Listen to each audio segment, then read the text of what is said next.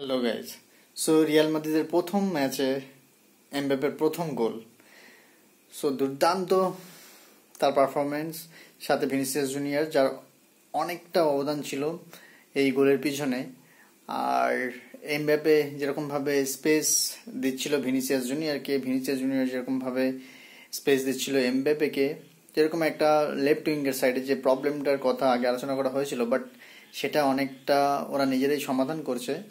আর right সাইডে Rodrigo খেলছে, আর তার সাথে যদি বলা যায় যেখানে ভ্যালভার্দে ঢুকছে ওখানে স্পেস ক্রিয়েট করছে কারবাহালের জন্যে।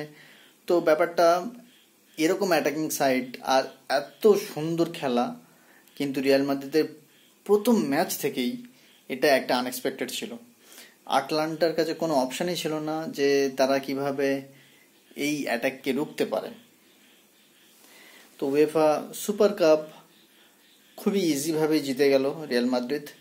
রিয়াল মাদ্রিদের এখন যে বেঞ্চে যে 11টা প্লেয়ার আছে তারা যদি খেলে, এমবাপ্পে, ভিনিসিয়াস, রদ্রিগো এদেরকে বাদ দিলে তারা যদি খেলে তবুও বড় বড় ম্যাচ জিতে যেতে পারে।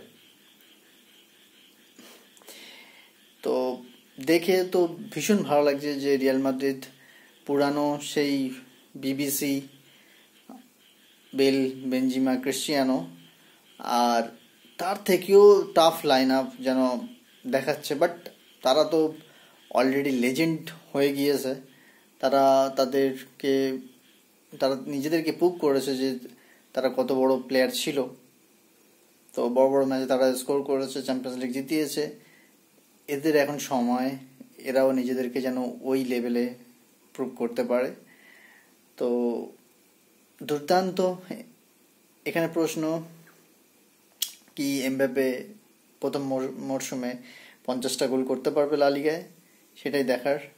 এবার গোল কিছুটা এরকম ডিভাইড হয়ে যেতে পারে, কারণ এখানে ভিনিসিয়াস আছে, বেলিংহাম আছে, রদ্রিগো আছে।